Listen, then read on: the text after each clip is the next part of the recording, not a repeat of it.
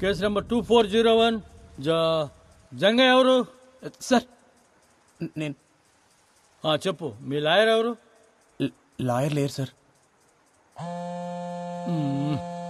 ఇదొకటి మధ్యలో. మీరు ఒప్పుకుంటే నేను చెప్పుకుంటా. సరే, ముంగడికి వచ్చి ఇక మాటలో నిలబడి చెప్పు.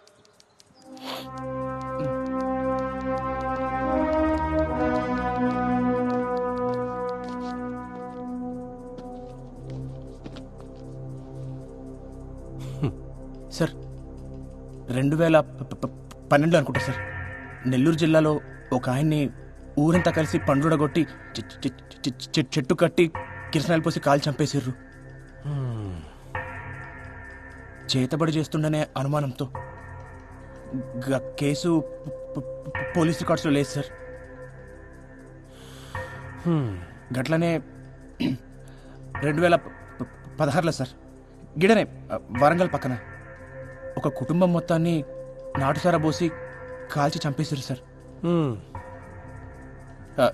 మళ్ళదే చేతబడి చేస్తున్నానే అనుమానంతో సార్. అందులో గిద్దిత పిల్లలు కూడా ఉన్నారు సార్. ఈ కేసు కూడా పోలీస్ రికార్డ్స్లో ఫైల్ కాలేదు సార్. గిసంటి కేసులని ఇప్పుడు మీకు ఇచ్చినా సార్.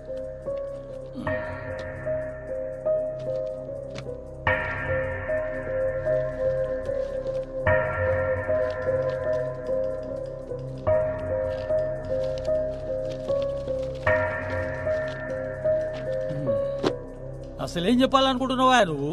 సార్, గిసుంటిదే మనలో కూడా జరిగింది సార్. రమేష్ గాడు వాళ్ళ తమ్ముడు సురేష్ కలిసి మా అన్నని చంపేశారు సార్. చేతపడి చేస్తుండనే అనుమానంతో సార్. అసలు అనుమానంతో చంపుడైంది సార్. మా క్లయింట్స్ కి కొమరాయి అంటే ఎవరో తెలియదు. గసుంటిది అట్లా ఎట్లా చంపుతాడు? ఇది ఫాల్స్ ఎలిగేషన్ అవుతుంది సార్. ఎట్లయితే సార్ ఫాల్స్ ఎలిగేషన్ సార్? ఊరంతా తెలుసు సార్ చంపింది ఆడేనని. గంటెందుకు సార్? నాతో ఆడి చెప్పండి సార్ మా అన్నని చంపినా అని. ఏం చెప్తున్నావు? మేమేం చెప్తాం రా మీ అన్నని? అరే రమేష్, నువ్వు చెప్పలే? ఎప్పుడు చెప్పినా సార్ నాకు చెప్పింది సార్. ఇప్పుడు అబద్ధాలు ఆడుతుండు. నీ అంతా నువ్వు ఏది పడితే అది పుట్టించుకొని అరుతున్నావు. చూసినట్టు మాట్లాడుతున్నావు. నువ్వు చూసినావా? నేను చెప్పింది ఆడే కదా. అడుగు.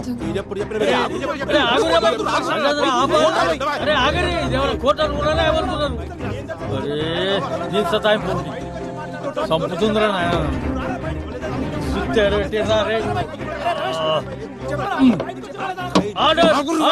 అరే ఏందిరా మీరు? అరే కూర్చో.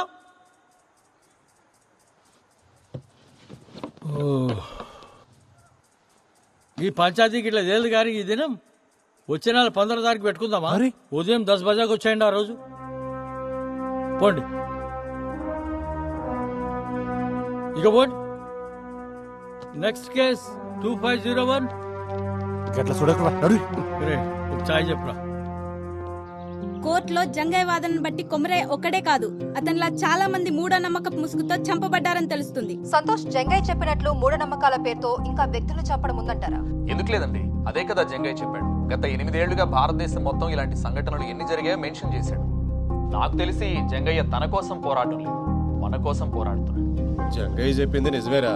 మన ఊర్లో కూడా మస్తు జరుగుతుంటాయి, కానీ బయటికి రావంతే. మీరు మాట్లాడిన దానికి చాలా మంది జనాలు సపోర్ట్ చేస్తూ ముందుకొస్తున్నారు. మీరు ఎలా ఫీల్ అవుతున్నారు? కెమెరాలో చూసి చెప్పండి. సావుకు అర్థం ఉండాలి సార్. అనుమానంతో చంపుడేంది? ఈ మూఢనమ్మకాలు పోవాలి. మనం జరిగినట్టు ఇంకెవరికి జరగద్దు. ఇప్పటికే గిసుంటివి మస్తు జరిగినాయి. ఆ సావులన్నిటికీ సమాధానం కావాలి, న్యాయం కావాలి.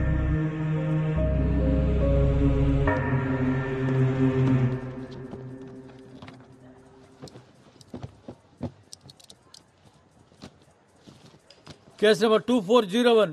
వచ్చిరా సార్? ఏం జంగా తిన్నావా? అరే టీవీలలో మస్తు కొడుతున్నావులే. కేసు ఏడా ఆగింది? వాళ్ళిద్దరూ మీ అన్నని చంపిరంటావు, గంతేనా? అవు సార్. ఏం రాజేంద్ర, రాసేమంటావా? సార్ ఏంది కూర్చున్నావు? అదేందో చూడు. అట్లా ఎట్లా రాస్తారు సార్? మా వాళ్ళకు కుమరయ్య ఎట్లుంటాడో ఏమో తెలియదు. కుమరయ్యని ఎవరు చంపిర్రో ఏమో గాని కవిత చితిలో పడేసిండ్రు. కుమరయ్య చచ్చిపోయినందుకు మాకు మస్తు బాధ అవుతుంది సార్. మా చెల్లె చితిలో పడి చచ్చిపోయినందుకు ఇంకా బాధ అవుతుంది. ఊరంతా చెప్పుకుంటారు కదా అని పుకార్లు నిజాలు కావు. నిజాలకు సాక్ష్యం కావాలి. ఉన్నదా సాక్ష్యం? ఇప్పుడు పాయింట్కి వచ్చినావు.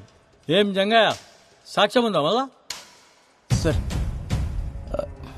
ఉన్న ఒక్క సాక్షి మల్లన్నే సార్. ఆ గొడవ జరిగిన దానికెళ్ళి ఆడు గాయపోయిండు. మరి భయంతో పోయిండో లేక ఆడ తన పైసలు తీసుకుని పోయిండో అర్థమైతలేదు సార్. అంటే సాక్ష్యం లేదు, కేస్ క్లోజ్, ఖతం, అయిపోయింది. క్లోజా? చెయ్యి, నువ్వే చేసుకోదా. ఇక నేను దిగిడా. Sorry sir. సార్ నా తన సాక్షులు లేరు, కానీ ఒక సాక్ష్యం ఉంది సార్. ఏం తెచ్చింది తెలుసు నీకు తెలవాలి.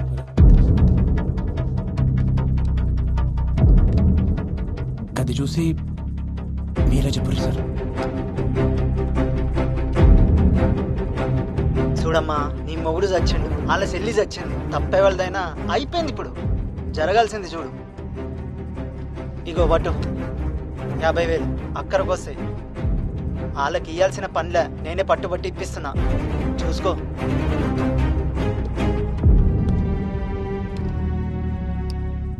ఏం రాజేంద్ర, ఏంది ఇది? ఏం చెప్తావు? అరే ఎవరు తీసిండో ఏం సమజతలేదు. అరే జరవై నువ్వు మాట్లాడిపో. పో మాట్లాడిపో, ఏదో ఒకటి మాట్లాడిపో జర. కూసును పో. ఎవరా అన్నారు? మా వాళ్ళు పైసలు ఇచ్చిన మాట నిజమే. ఆ ఇంటి పెద్ద మంది చచ్చిపోయింది కదా, కొంచెం సాయం ఉన్నట్టు ఉంటుందని జాలిపడి ఇచ్చారు. దానికి మా వాళ్ళే చంపినంటే ఎట్లా? గది కూడా తప్పేనా? గట్లొచ్చినావా? గా పైసలు ఇచ్చిన సంగతి ముంగట చెప్పరు. ముంగటనే సెటిల్మెంట్ చేసుకుంటారు, ఆ తర్వాత మా తానికి వస్తారు.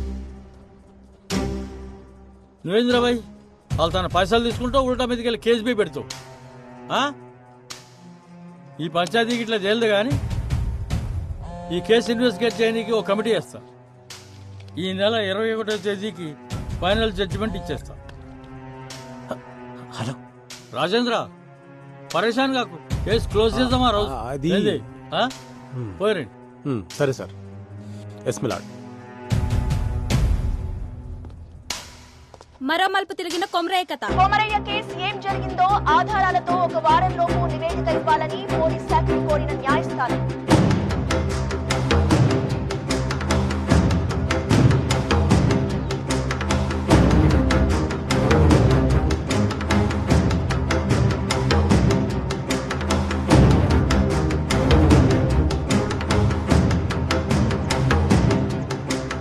ఊరంతా కొమరయ్య వైపే ఉండే.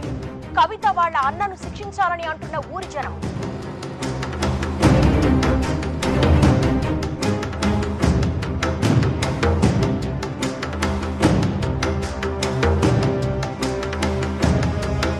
కవిత వాళ్ళ అన్నయ్యలే కొమరయ్యని చంపినట్లు నిర్ధారించిన కమిటీ ఈ నెల 21వ తారీఖున వెలువడే తుది తీర్పు దాదాపుగా ఖరారైనట్టే.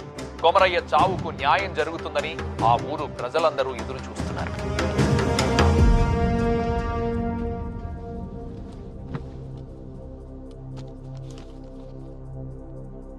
నలభై 45 రోజుల క్రితం అద్రాస్పల్లి గ్రామంలో జరిగిన హత్య విషయంలో కొమరయ్య అనే వ్యక్తిపై రమేష్ ఇంకా సురేష్ అనే 2 వ్యక్తులు సామూహిక దాడి చేసి హతమార్చారు అనే ఆరోపణ చేసిన జంగయ్య కేసులో కమిటీ ఇచ్చిన నివేదిక ప్రకారం తేల్చేది ఏంటంటే సార్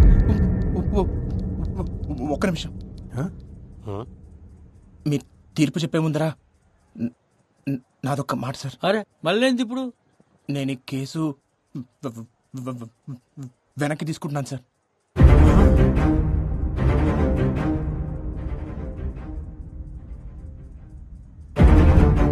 ఏంది? అవు సార్, నేను ఈ కేసు వెనక్కి తీసుకుంటున్నా. నా కాళ్ళ మీద కోపం లేదు సార్. ఇప్పుడు వాళ్ళకి శిక్ష పడినా మా అన్న అయితే తిరిగి అడగదు సార్. ఇంకో కుటుంబం రోడ్డున పడుతుంది. గంతే.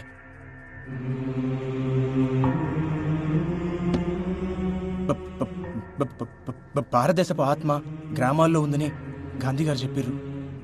కానీ మన గ్రామాల్లో ఉన్నది మూఢనమ్మకాలు, పిచ్చి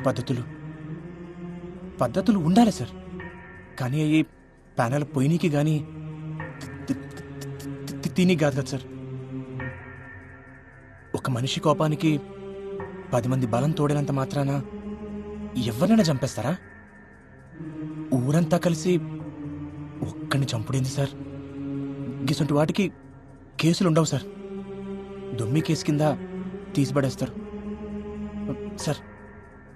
దయచేసి ఒక కొత్త చట్టం తీసుకురండి సార్. గొడవల కోసం గుంపులు పోగు చేయాలన్న ఆలోచన రానికే భయమేసే చట్టం సార్. గిసంటి సావులు సాలు సార్.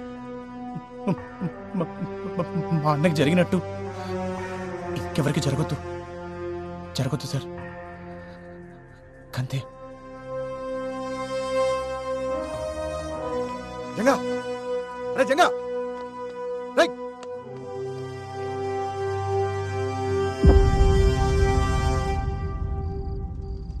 ఎవరు ఊహించని రీతిలో అనూహ్యంగా వెనుదిరిగిన జంగయ్య.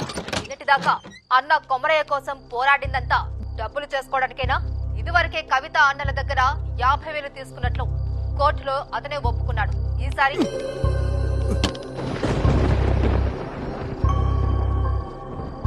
అన్నం చంపినోడిని వదిలిపెట్ట నీకు శాతం అవుతుంది కానీ కంచె మిడిచిపెట్ట నీకు శాత కాదు.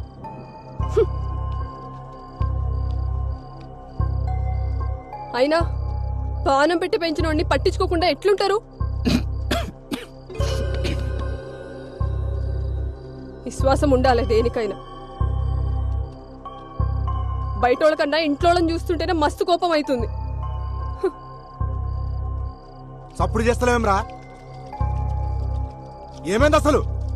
కేసు వెనక్కి తీసుకున్నావు? ఏయ్, చెవులు తెగినాయా? మేము ఎంత అడుగుతున్నా నీ తిన్ను ఓతో? ఇట్లా చేసేది ఉంటే కేసు ఎందుకు వేసినావు? అందరితో ఎందుకు ఇస్తున్నావు? మళ్ళా పైసలు తీసుకున్నావా? ఎంత ఇచ్చిర్రు? ఇంతవరకు సమాధానం చెప్పలేదురా?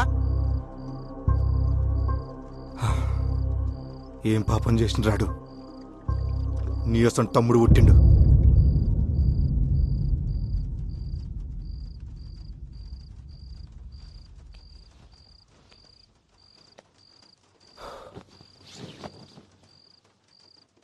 అంతా అన్నే చేసిండు.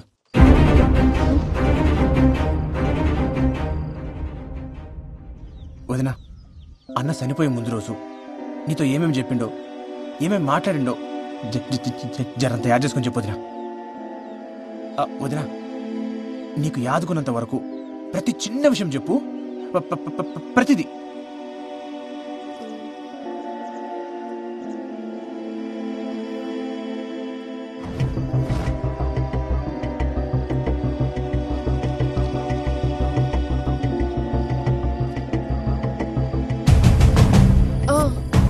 ఆ రోజు పైసలు ఇస్తుంటే చూసిన చేతికి రక్తం వస్తుండే. ఏదో దెబ్బ తాకిందన్నాడు. రక్తమా? ఈయనకెళ్ళి ఈడదాకా.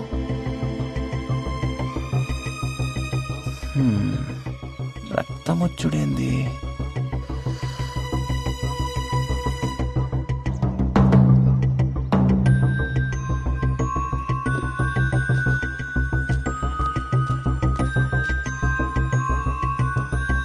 వదినా, ఏ చేతికి?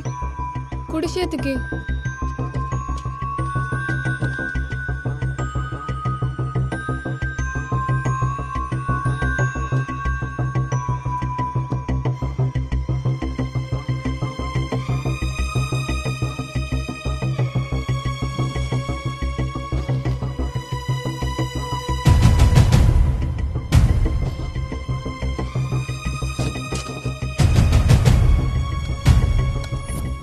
ఓకే మేడం, సాయంత్రికలు రెడీ అయిపోతాయి, నేను చూసుకుంటాను.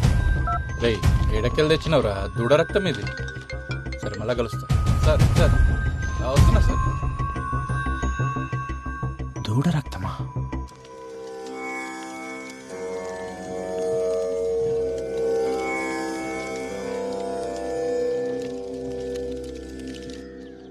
రేణుకావతారం ఇది చాలా భయంకరమైనది. ఈ ప్రక్రియను చేయాలంటే ఆరితేరిన మంత్రగాళ్ళకే సాధ్యమవుతుంది. ఇది ఎట్లా చేస్తారు స్వామి? ఇది చేతబడులన్నిట్లోనూ చాలా ప్రమాదకరమైంది. ఎవరి మీదైతే ప్రయోగించాలనుకుంటారో వాళ్ల తల వెంట్రుకలు, కట్టిన బట్ట, కాళ్ల కింద మట్టి, వీటన్నిటినీ ఒక పిండి బొమ్మకు అలంకరించి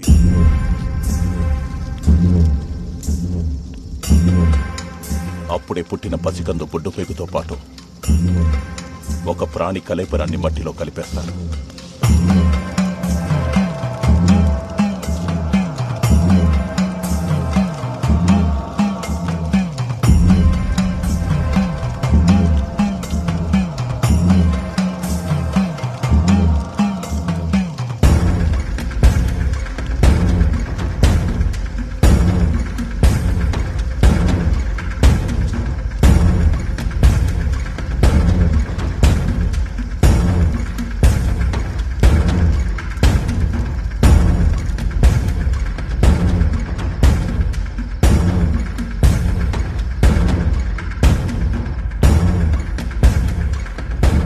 తను అనుకున్నది పూర్తయ్యాక ఒక లేగదూడని బలివ్వడంతో మొదటి దశ పూర్తవుతుంది.